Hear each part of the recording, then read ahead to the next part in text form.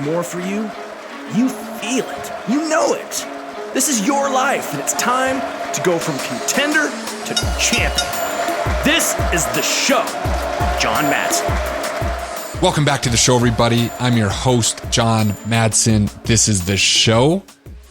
Really excited to be here, guys. I got a great episode for you. We're going to talk about how this one thing that I got taught, and I heard it again yesterday, and that's why I'm doing a whole show on it today, because it hit me like a hammer all at once. And so sometimes you hear these things, and I had one of the best coaches in the world sitting in my office yesterday in terms of mindset, and he said this to me, and it just struck a chord. It re-struck a chord. And so I want to relay the message, because again, when I do these podcasts, a lot of times I'm simply reiterating stuff so that I can make it solid within myself. Sometimes I feel like I'm talking to myself. I'm glad you guys like it, and if you love it, I want to thank you for heading on over to iTunes and leaving me a 5-star review. That's how more people see the show according to the algorithm, or how shows pop. And so I do want to ask you to do that if you like the show, and appreciate every single one of you for doing that. I also love when you screenshot the show and tag me in your stories. I'll always repost those for you. So if you can do those two things, that's all I ask. But let's dive in to today's episode. As I was talking with my man yesterday, I'm going to have him on the show. He looked at me and he said, John, the thing that people don't realize is that, and I'll just take it back, his biggest mentor is Bob Proctor. You guys probably know who Bob Proctor is. If you don't, obviously go to Amazon and gobble up all his books and read it.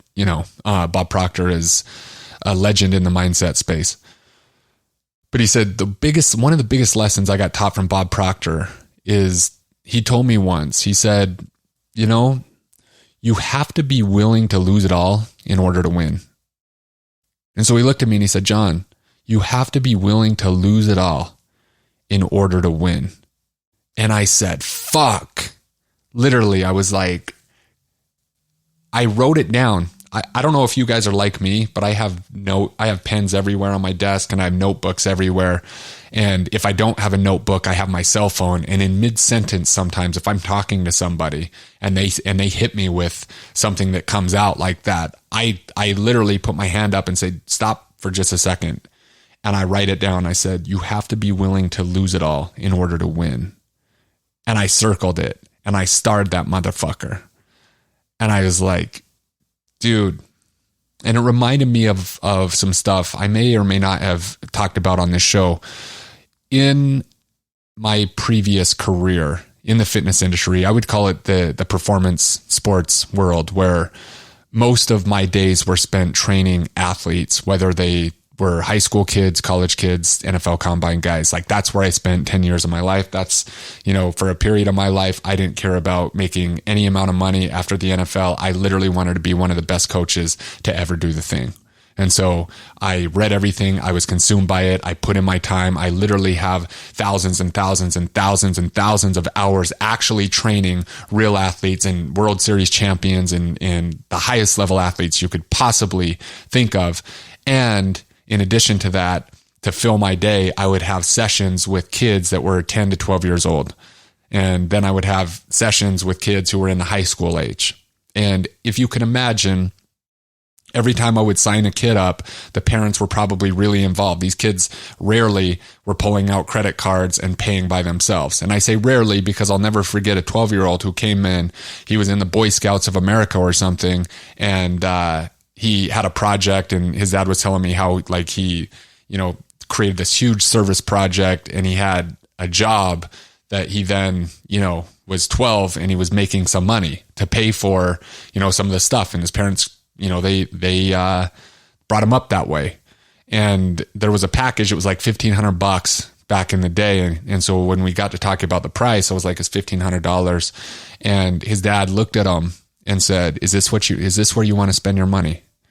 And the kid's 12, and I'll never, he was in my presence. And so I have my jerseys hanging on the wall, and he is shy, so he's not really speaking. And he looks at his dad and he just nods his head with a big grin on his face. And I'll never fucking forget that moment. Like I just got chills thinking about it. This 12-year-old has $1,500, his whole life savings. And his dad's like, I brought you in to talk to John. We're talking about sports. This kid wanted to be a good football player. And I'll never forget it, man, because like it almost makes me emotional thinking about this kid where I'm like, I don't want to take the kid's money. Like back in the day, I was just like, I'll take the dad's money. But when the kid's like going to spend his life savings, I'm like, okay. But he wanted to spend it. And so he did. And so my point there, and it's going to make sense when I got off on a little tangent about speaking like, look, most of the times the parents are going to pay. I'll never forget that day. It taught me something about desire. And I watched this kid, one of the kids that had more desire than 99.9% of them. And I appreciate those kids. But I remember, and I have really, really good experience coaching kids in competitive settings. And so the parents usually would come in and they talk about the program and they tell me how great their kid was and how talented he was. And then most of the time it would turn into blaming the coach and, my son is amazing or my daughter's amazing, but the coach doesn't see his talent or the coach's son or daughter plays on the team. And so it was all these excuses about why the performance at the actual result wasn't there. And after you hear that over and over again, and I've mentioned this on the show talking about something else, but after you hear that over and over again, I start to not hear it. It's just excuses at that point. It might be true. It's probably not true. They probably just aren't good enough. And I came to that conclusion because most of the times the parents would talk about that, I could see in warm-ups that the kid didn't have it in them. They didn't have that competitive spirit. They didn't have the heart. They didn't have the burning desire. I could see it in an instant. And so while their parents was busy blaming the coach, I could see in 1 second why what they were saying was complete bullshit. But I want to talk about this idea that you have to be willing to lose it all in order to win. I'm going to talk about it in the performance sporting world, in sports for a minute, and then in business, and then in life too. Okay? So that's where we're going to go in the next 10 to 15 minutes. There were these kids, and you could see this at such a young age. There was these kids that if they looked at an opponent, if we were going to run a race, and I put them up, we were going to run a 10-yard dash or something. We're going to do competition. We're going to do, hang on a bar until you can't anymore. There was these kids who had this thing inside of them that was this built-in, I would rather die than lose mentality. No matter who you put me up against, I will rather die than lose. And I will break your spirit down because you're going to look over to me and I'm going to be solid, or I'm going to go all out. And if I lose, I don't give a shit, but I'm going to give you my best effort. And if I lose, you were just better than me. And that was so rare. That was so rare. I even think that I didn't even have that enough. And I got to a really high level. But there was these other kids who were really talented. Okay, really, really, really talented. And this puts them in more of a, I don't know if you've read the book Mindset, but it puts them in the fixed mindset category where they were good and they were talented, or they were fast, or they were good at this skill. And if I put them against an opponent that was less than, and they knew it, they knew that other athlete's ability does not match mine, there's literally zero chance I can lose, I would get their best effort because they love to win. They would love to win, but they would always only beat the competition that was less than. Whenever I put them up with somebody that challenged that knowing inside, that certainty that they were going to win, that they might lose, or put them against somebody who could possibly have a little more ability, not only would I not get their best effort, not only would they lose, but I wouldn't get their best effort. They wouldn't give their best effort. They wouldn't try. They wouldn't go all out. They'd go 90% or 80% and they'd lose, or they'd come up limping, or they'd talk about, their hamstring being sore or something, because what they're doing is protecting their ego. They're protecting the idea that they were inherently talented, and somebody might be more talented than them, and it shatters every ounce of confidence within. Parents can do a lot to mold kids into the growth mindset where that doesn't exist. Now, if parents aren't careful and they're telling you how great, if they're telling Johnny how great he is all the time and how he's a gift to the world and how he's special, which are all good things in a way. However, if they put that on this just because you were born and that means that you're a better athlete than everybody, if they do that, then there comes a time where they come up against somebody who's equal or a little bit more talented, and in their view of the world, if they lose, that shatters everything. That shatters their whole foundation. But if they were brought up in this growth mindset that says, John, you're very good at football, or you're very good at basketball, you're very fast, and I want to commend you on your work ethic. I want to commend you on you practicing every day. I want to commend you on waking up at 5 a.m. and going to practice. Your work ethic is outworking those other kids. And you start commending the stuff that they can control. The controllables, the journey, their mission. And then they go out and lose. Little Johnny doesn't think that he's God gifts to the world and that paradigm just shatters. He thinks, I got to work harder. I'm going to practice more. I'm going to eat better food. I'm going to dial in my body composition. What else can I do? Because I'd rather die than lose. And then you build up true champions with growth mindsets. That's okay to take a loss. It's okay to take a loss because it's just going to give you another chance to get better and grow and win in the future. See, I saw this with kids. They turn it down, and they turn it down to protect the ego, because in the back of their mind, if they turned it down, they would think like, yeah, I lost, but I didn't really try. I lost, but my ankle kind of hurts. I lost, but I didn't really lose because I didn't really try. They weren't willing to risk it all. And that's a growth mindset versus fixed mindset with I could do a whole other podcast on, and maybe we will. But the point I want you to make is think about your children if they're in that age of like 8 to 12 and they're competitive, or whether they're not competitive. Or maybe they're high school kids and you're listening to this and you're like, damn, if I really was to look, I could have seen that. I could see that. I could see the turn down. I could see the unwillingness to go all the way. I could see the unwillingness to fucking lose. And I was thinking about that, and we had this conversation. And I'm just like, I wrote that shit down and I started, because in my business, or where I'm at in my life right now, and I've been on this ascension, and you guys who have listened have seen it. I have this idea right now on my head where I'm like, I'm playing offense. I'm swinging for the fences.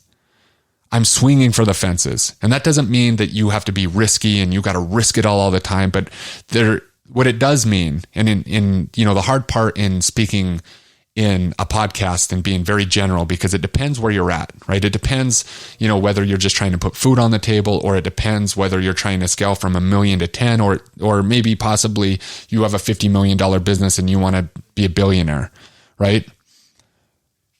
The idea is hard to articulate without understanding the context of your situation, but this can be used as a guidepost, a principle, if you will, where if you think about it and what you're trying to accomplish, you can ask yourself, am I willing?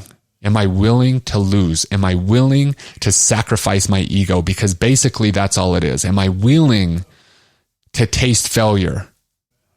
Am I willing to get up to that motherfucking plate and take a swing? And if I miss, I don't give a shit. I learned, and I'll keep on going. My consistency is my superpower. But I'm willing to risk it all. I'm willing in this moment, or in this idea, right? In this idea to lose it all in order to win. And like I said, there's a paradox. Like, I think that a lot of successful people, they do in a way protect the downside. It might seem risky to the outside world, but it might not be like risk it all. And I know I just said risk it all, but once again, you have to understand, like, this is a principle, right? So in another analogy, or in another way that I've thought about this, is playing for Urban Meyer, right? Playing for Urban Meyer. I talk about being all gas, no brake. We played the game to win, relentlessly to win. We will go out. We are not trying to run the clock out and hang on to a victory. We are trying to win. And I think this is just so powerful. It's the whole reason I wanted to do a whole show on this one thing today. Are you truly willing? Are you truly willing to lose in order to win? Because if you're hanging on to the fear, once again, peeled back, of criticism by what another person thinks, or negativity from people on Instagram or whatever else, right? Like I put thousands of dollars a day out on Facebook to broadcast my message everywhere. In fact, a lot of you found my show probably because you clicked on an ad, you got an email, you clicked on the link, and you're like, oh, this show's pretty good. I get so many haters, so many people talking shit about my body, being too skinny or being on steroids, or just so much hate, right? And in a way, we're talking about the same thing. Am I willing to take all those arrows in the back because my vision is so big? Am I willing to say, I don't give a fuck what you think? I'm going to win. Am I willing to play at the highest level? Because at the end of the day, if I go out, I went out taking a shot. I went out trying with 100% of my effort and enthusiasm and ability to win. Because at the end of the day, I always play this game. I visualize myself sitting in a chair on a front porch. I don't know why I have this visual, but I'm 90 years old or I'm 95 years old, and I got a smile on my face. And I got a smile on my face because at that point, I'm reflecting on my life, or I'm talking to my wife about my life, or I'm talking to my great-grandchildren about my life. And I have a smile because I know in my heart of hearts that I played to fucking win. And I was okay with losing. And if I really thought about it, I can look back about all the little times that I thought I lost, but ultimately got me to the dream that I was always chasing, the process that I wanted to be on, the journey that was really a dream. If I really, really thought about it, it was all just a part of this life that seemed like it flashed in an instant. And I'm smiling because I'm proud as fuck of myself, because I was willing. I was willing to lose, because I think about so many other people who are going to play it safe, who have been programmed. Graduate high school, go to college, get a job, play it safe, blah, blah, blah, blah, blah. Do what you need to do, right? And inside this whisper of something trying to urge them to take the shot always got pushed down. And maybe the life was okay. Maybe, you lived however you lived. But at this point, when you're 90 or 95, that smile's not as bright as mine, because you wish you just would have fucking tried, because in that moment, you realize it wouldn't have really mattered anyways. You wished you would have seen what your fullest potential would have been. And the only way to get there is to take the shot, to be willing to lose, to be willing and knowing that you can handle it anyways. That certainty, you have that. But yet, too many people are not willing to let it go, to let it rip. That hit me yesterday. That's something that I think about. That's something that I want you to think about after you listen to the show. I want you to pull over on the side of the road and ask yourself, what shot am I not taking? What shot am I too afraid to take right now? And I want you to take it.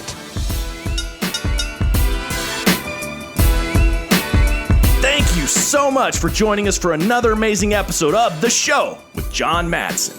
The greatest compliment that you could give us is liking, loving, and sharing this episode with all of your friends. So please go to iTunes, leave us a 5-star rating and review, and then share it online with everyone that you know. Make sure to tag John as well. He loves to hear from listeners of the show. The links for all of his socials and iTunes are in the show notes. Also, if you'd like to engage John for anything related to his coaching, consulting, or programs, please visit johnmadsen.com for everything you'd need to know on how to engage with John offline. And lastly, thank you for your time, your attention, and your consideration. This is the show.